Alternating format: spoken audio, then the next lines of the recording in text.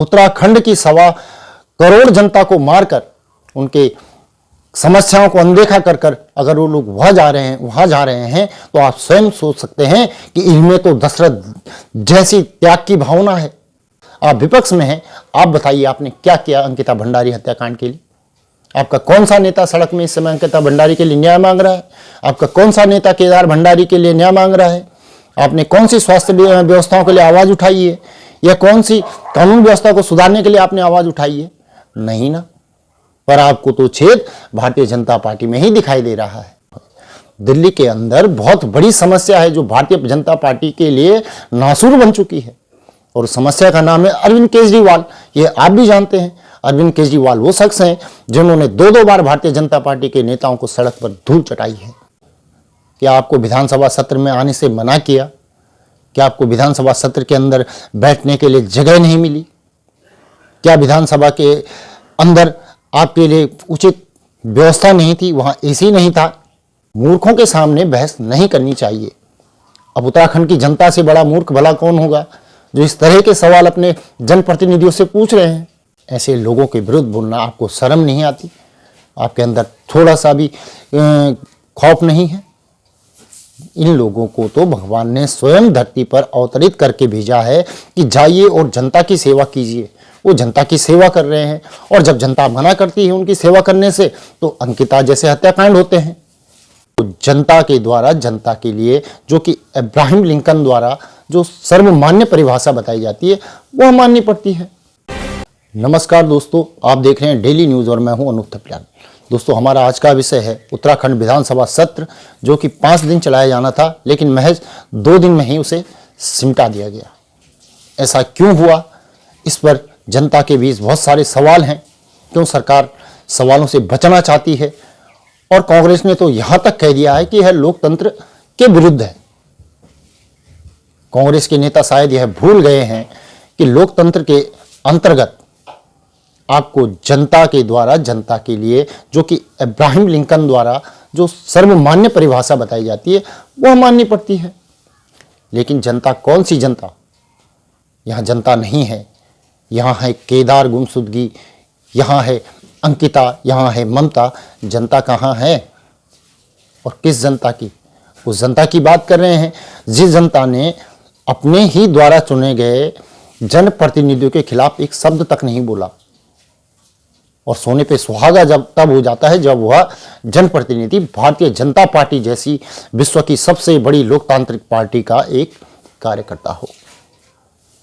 ऐसे लोगों के विरुद्ध बोलना आपको शर्म नहीं आती? आपके अंदर थोड़ा सा भी खौफ नहीं है?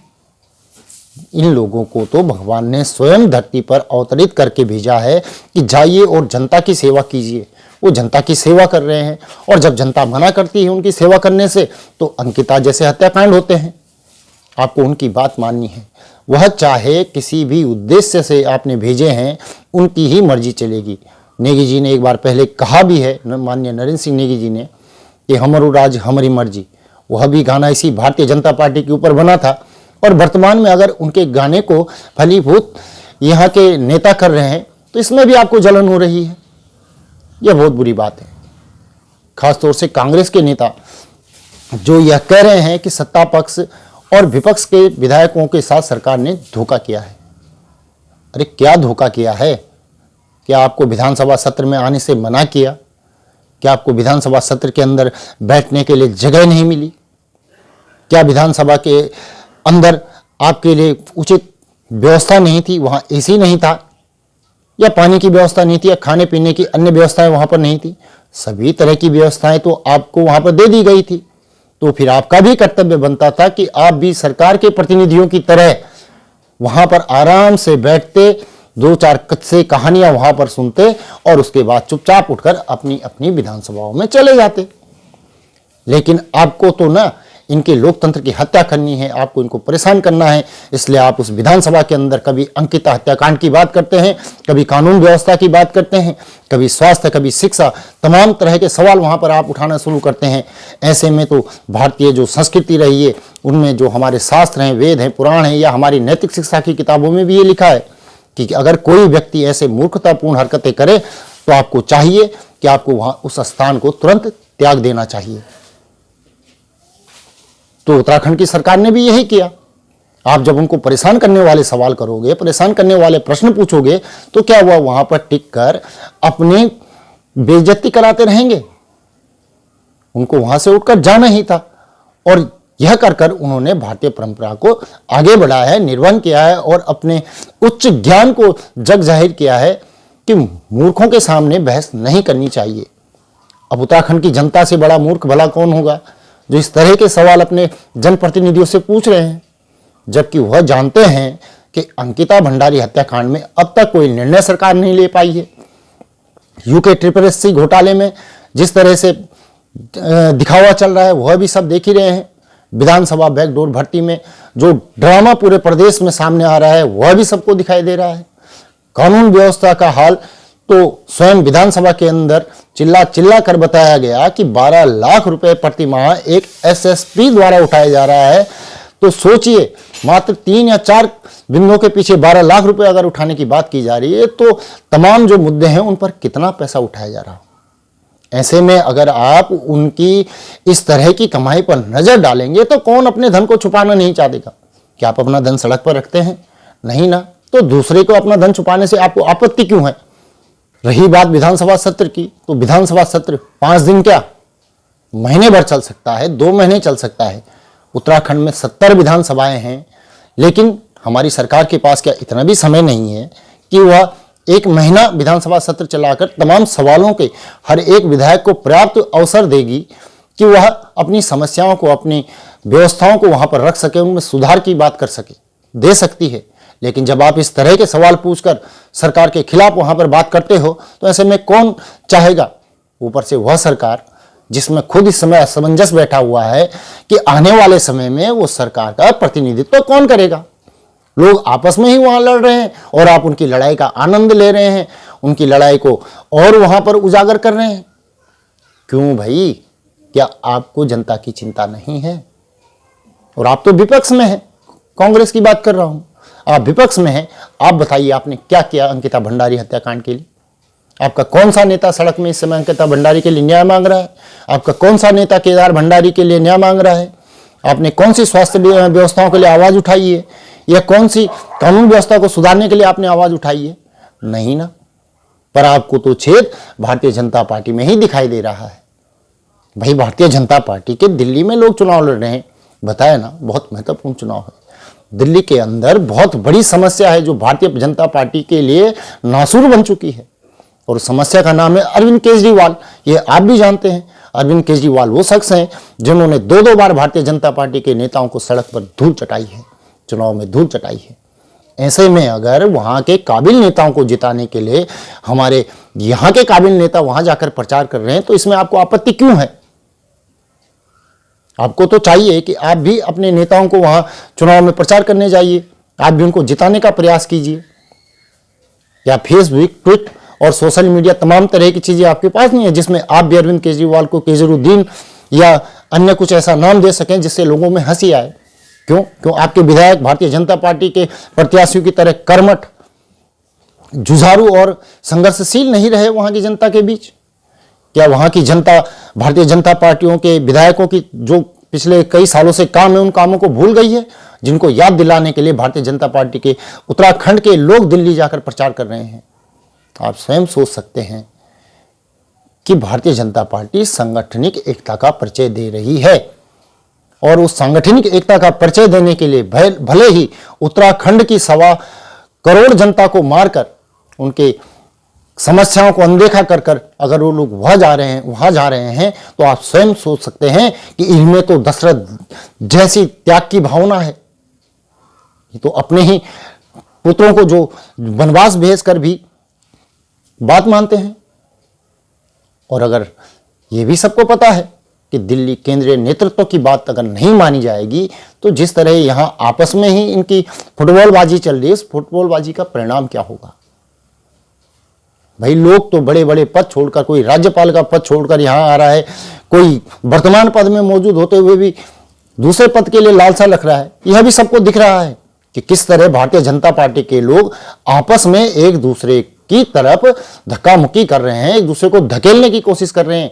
लेकिन बात जब सांगठनिक एकता की हो, खासतौर से दिल्ली की हो, तो फिर तो सबको नमन करना ही पड़ेगा, क्योंकि दिल्ली की केंद्रीय सत्ता ही तय करेगी कि उत्तराखंड के 1.25 करोड़ लोगों का नेतृत्व भारतीय जनता पार्टी का कौन सा काबिल नेता करेगा।